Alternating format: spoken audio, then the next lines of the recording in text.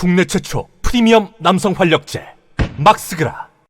의료 시스템 붕괴가 시작된 걸로 보여져요. 응급실 전국적으로 난리가 난 것 같고, 지금 다치지 마세요. 추석 연휴 때 크게 다치면 치료 제대로 못 받습니다. 지금 강원대학교 병원에서 번아웃을 호소한 응급실 교수한테 일하라고 강요를 한대요. 업무가 너무 가중되어서 힘드시겠죠. 진짜 몸을 갈아 넣어서 응급실 진료를 보고 계시는 의사분들 계신데, 진료 제한을 요청하니까 처분 통보하면서 면허 정지하겠다고 경고나 하고 있고 협박하고 있고, 이딴 의료진 이탈로 응급 의료가 붕괴되고 있는데, 지금 강원대학교 병원 번아웃을 호소하는 응급의학과 교수들에게 업무 명령을 내렸대요. 그래서 응급실 진료 제한에 나설 경우에 자격 취소 또는 면허 정지 등으로 대응하겠대요. 지금 의사 인력 엄청 부족해요. 특히 응급의학과는 노무현 정권 때부터 노무현 정권의 유시민 보건복지부 장관이 민영화의 발동을 걸었어요. 그때 지금 이렇게 강요한다고 해서 할 수 있는 게 아니죠. 의사분들이 쓰러져서 돌아가시게 생겼어요. 응급 환자로 응급실 가면 둘 중에 한 명은 죽는데요. 못 살린대요. 권역 응급센터 심각한 상황이랍니다. 전문의마저 이탈 중이고 10곳 중에서 7곳 응급실이 나 홀로 당직 선대요. 의사 한 분이 당직 밤새 모든 응급 환자들 다 맡아야 돼요. 해외에서 모셔간다. 캐나다로 가자. 미국으로 가자. 의사들 떠나고 있고 한국의 엘리트들이 떠나고 있는 거예요. 저도 의사였으면 떠났을 겁니다. 이게 남 일이 아니에요, 여러분. 나는 안 다칠 것 같아요. 나는 갑자기 뒷목 잡고 안 쓰러질 것 같아요, 여러분들. 우리 가족이 언제 다치거나 쓰러질지 몰라요. 그러면 응급실 실려 가도 응급실 빈대 찾기도 힘들고요. 구급차에서 뺑뺑 돌다가 돌아가실 수도 있고, 응급실 가도 의사가 너무 부족해서 처치 못 받고 돌아가셔요. 반이 돌아가신대요. 여름에는 원래 사망자가 그렇게 많이 발생하지 않아서 장례식장도 그렇게 바쁘지 않은데 요즘에 너무 바쁘대요. 다치지 마십시오, 여러분들.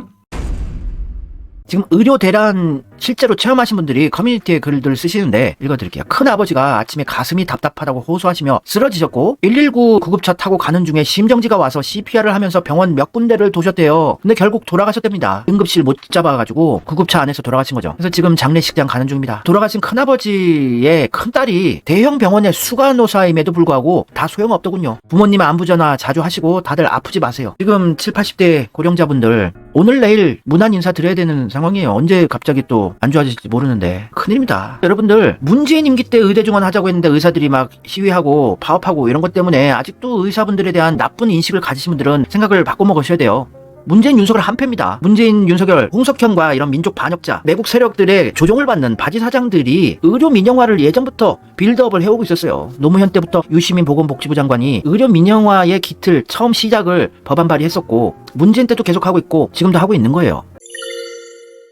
의대 증원의 최종 목적은 의료 민영화입니다. 의사협회에서 윤석열이 결국 원한 게 영리화된 사무장 병원이었나? 이게 의료 민영화죠. 인권위원장 후보자가 사무장 병원 허용 여부 검토해서 이게 논란이 됐는데, 값싼 인력을 원한 검은 속내를 드러냈다. 기득권 적폐 세력의 바지 사장 윤석열이 문재인 자기 오야붕과 똑같은 의대 증원을 밀어붙이면서 의료 민영화를 할 심산이에요. 의사가 아니라 의사 자격증 없는 사무장이 할 수 있는 병원이라든지, 대기업들이 가지고 있는 보험회사들 꼴 빨게 해준다든지, 연세대학교 세브란스 병원도 조선일보에서 다 장악했어요. 그 자금줄을, 경영 자체를 장악했고, 또 삼성의료원이라든지 기득권 세력들이 영원히 꼴 빨 수 있는 의료 민영화를 지금 노리고 있는 겁니다. 의료 민영화 되면은 당연히 병원은 쉽게 못 가요. 미국같이 되진 않겠지만 미국을 따라가려고 하는 거죠. 의료 민영화가 빤히 보이는 지금 수순이죠. 의료 민영화를 찬성한 연세대학교 예방의학과 교수 장성인이 건보연구원장으로 임명됐어요. 요직을 차지하게 된 거 아닙니까? 의료 민영화가 기득권 적폐들의 최종 목적 지향점이라는 게 보이는 거죠. 미국에서 살아본 분들은 뼈저리게 느낍니다. 대한민국의 건강보험, 의료보험이 얼마나 잘 돼 있는지. 미국에서는 병원마다 받는 보험이 있고 안 받는 보험이 있고, 커버가 되는 질병도 있고 안 되는 질병도 있고, 그래서 자녀가 아프거나 이러면 무조건 정사원으로 취업을 하려고 난리를 친 거예요. 직장에서 의료보험 해주면은 401k 같은 거 그래도 괜찮으니까. 근데 의료보험 적용해도 비싸요. 의료보험 없으면 그냥 죽어야 돼요, 진짜로. 미국에서. 미국의 의료보험 없는 사람들을 위해서 CVS라든지 처방전 없이 살 수 있는 약들 되게 많이 팔아요. 미국에서는 타이레놀, 애드빌은 거의 필수로 집에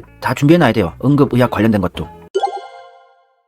근데 이런 의료 민영화를 처음부터 시작을 하려고 했던 게 유시민 이런 친문 쓰레기들이에요. 유시민이 의료법 개정안 61조를 보건복지부 장관할 때 발의를 했던 사람입니다. 그래서 영리 진료를 할 수 있게 하는 영리병원 설립 허용하는 법안 2004년에. 그래서 시민단체에서는 유시민 의료법이 재앙이라고, 이게 건강을 사고파는 세상이 된다고 굉장히 지적을 하고 견제를 했었는데, 유시민 보건복지부 장관이 이 법안을 밀어붙였어요. 이게 이제 기득권 세력들이 계속 지금까지 해오고 있는 겁니다. 문재인 때도 의대 정원 4,000명 증원하겠다고 했었잖아요. 이때는 아직 대깨문이었던 문재인 민주당 지지자들은 의사탄만하고 이랬잖아요. 공공의대 설립 목적인 것처럼 쇼를 했지만 문재인 정권 신문 카르텔들은 지네들이 영원히 뒷돈 리베이트 받고 재벌들, 돈 가진 자들 꿀 빨 수 있는 민영화를 하고 싶어가지고 의사들이 악마화 됐었어요. 이제는 제대로 인식해야 됩니다. 문재인과 윤석열의 한패라는 걸 아시는 분들은 의대 증원이란 것은 의료 민영화에서 미국과 같이 대기업들 이런 자들만 꿀 빠는 세상 만들겠다는 얘기예요. 그걸 좀 인식을 하셔야 지금 의대 증원으로 응급 의료 시스템이 붕괴되고 있는 이 상황을 제대로 이해할 수가 있게 되는 겁니다.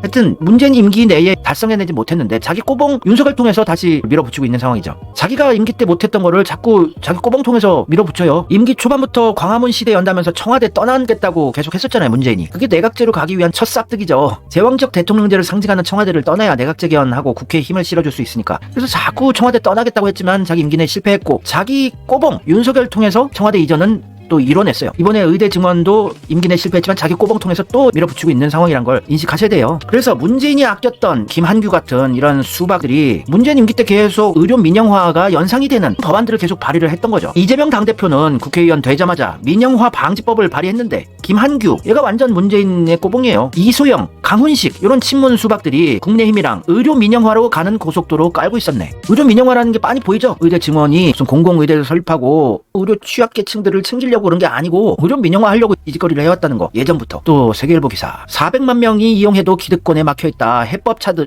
유니콘 팜 의원들 규제 발목 잡힌 비대면 진료. 국힘과 함께 김한규, 이소영, 강훈식 같은 친문 쓰레기들이 정파 떠나서 의기투합 비대면 진료 의료시장 지원해주고 법안 풀어주자. 이게 의료 민영화로 가는 과정 중 하나예요. 또 근데 의료 민영화 법안 발의하고 이렇게 설쳤던 자기 아버지가 응급실 뺑뺑이를 겪고선 윤석열 그만두셔야겠다 생각했다. 문재인이 얘를 이뻐했어요. 키워주고. 그러니까 윤석열 깐다고 해서 우리 편이 아닌 겁니다. 지금 친문 수박들은 윤석열과 한패라고 보시면 되는 거예요. 다들 똑같은 문재인 꼬봉들입니다. 윤석열이나 한동훈이나 조국이나 친문 수박들이나. 또 좌파 우파 다 똘똘 뭉쳐서 반 이재명 세력이라고 보시면 돼요. 신현영 의원도 디지털 헬스케어법 제정 추진했었죠. 작년 9월달에. 민주당 사람 아닐까요? 이 의원도. 디지털 헬스케어는 고령사회, 지역사회 의료의 활성화와 환자 중심 맞춤형 의료 체계로 나아가는데 필수입니다. 보건 의료 영역에서의 뛰어난 기술들이 사장되지 않도록 대한민국 미래 의료의 준비를 현장과 소통하며 속도감 있게 국회와 정부가 추진해 나가야 한다고 법안을 추진했어요. 의료 민영화라는 단어는 안 들어있어도 의료 민영화 가는 밑밥 깔기 법안들이죠. 조선중앙이 어떤 스탠스인가만 보면 이제 의대 증원이란 게 들어온 의도가 있다는 걸 인식하실 수 있을 거예요. 중앙일보 사설에서 의대 정원 확대는 불가피한 선택이다 이런 사설을 내잖아요. 또 중앙일보에서 일본 후생성 장관이 의대 정원 확대 일본 의사는 반대 안 했다 일본 사례를 들면서 의대 정원 확대해야 된다고 중앙일보가 선동질 하잖아요. 중앙일보 국민 75%가 의대 정원 확대 찬성한다. 또 40%는 지역 의사제 도입해야 한다고 하고 또 조선일보에서도 의대 정원 확대는 불가피해요. 현실에 안 맞는 의료 수가도 함께 개선해야 합니다. 의대 정원을 확대해야 의료 민영화 하는데 이게 필요한 거니까. 조선일보 지금도 의사가 1만 명 부족해요. 지역별 편차가 큽니다. 중앙조선이 대한민국에 돈과 권력 다 주고 있는 친일 민족 반역 세력들의 끝판왕들입니다. 중앙일보 홍석현, 조선일보 방상훈 얘네들이 의대 정원 확대를 기사화하는 것은 이게 옳지 않다는 거죠. 들어온 의도가 있다는 것이죠. 이재명이 주장하듯이 매년 수백 명 수준으로 점차 점진적으로 의대 정원을 확대해 나가자. 요것도 씨알도 안 맥히고 무조건 2,000명 밀어붙이고 있는 것도 이상하잖아요. 아직 준비도 안 됐는데 의대들이. 지금 정치 구도에서 의대 증원에 반대하시는 의사분들의 의견을 우리가 이해하고 지금 현재 현실이 어떤가를 알고 우리가 의사분들 좀 지지하는 스탠스에 쓰게 된다면 그러면은 윤석열 정권 쉽게 흔들릴 수 있어요. 의사입니다. 제발 민주당 이겨주세요. 전공의 분이신데 여러분들이 의사 저희 딱히 안 좋아하는 거 아주 잘 알고 있습니다. 하지만 저는 커뮤니티에 재밌는 글들과 게시글들 종종 눈팅하며 눈정화도 하고 많이 웃었습니다. 절 비난해도 좋습니다. 다만 전 이야기하고 싶은 건 제발 민주당이 200석으로 이겨서 용산 전엄 윤석열 탄핵시켜주세요. 후회하냐고 하면 네 후회해요. 의사분들이 국힘 많이 찍죠. 그거는 이해하고 이제 의사분들도 끌어안아서 윤석열 끌어내는데 같이 가야죠. 후회하신대잖아요. 근데 이제 앞으로 국민의힘 찍을 일 없습니다. 민주당이었으면 증원해도 이 정도로 생각 없이 증원하진 않았을 것 같고 이렇게 개인정보로 마음대로 탈취하고 그러진 않았을 것 같아요. 민주당이 제발 이겨서 용산 저놈이 제발 잘렸으면 좋겠다는 걸 이야기 드리려고 해요. 의사들 그래서 파업 언제 하냐고요? 조금만 기다려주세요. 4년 전에도 발표하고 시간이 좀 지나서 논의되고 나서 파업 시작했던 거예요. 의사 친구들 중에 지금 국민의힘 찍을 애들 없대요. 지금 정부 및 국민의힘은 가장 콘크리트 지지층이었던 의사층 지지를 그냥 잃었습니다. 의사층뿐만이 아니라 주변 친척 가족들 표 일부까지 잃은 상황입니다. 이 정도 표면 아마 지난 대선 결과는 달라지지 않았을까요? 의사 친구들 강남 상구에 본가 두고 있는 친구 많습니다. 거기도 이번 총선 저는 서초구 제외하면 민주당 승리 기대합니다. 이제 와서 이러냐 또 이렇게 너무 욕은 하지 마시고 의사분들 진짜 이제 민주당 찍겠다는 분들 많아요. 이런 여론조사도 있었는데 의대 증원정책 발표 전에는 젊은 의사들 71%가 국힘을 찍었어요. 2022년 대선 때는 민주당 11% 찍고 2024년 총선 때는 민주당 35% 국힘 1%예요. 다음 대선 때는 의사분들은 죽어도 이제 국민의힘은 안 찍으실 거란 얘기예요. 그래서 이분들의 그 입장을 우리가 이해하려는 마음을 열려는 시도를 지금 해야 된다고 봅니다.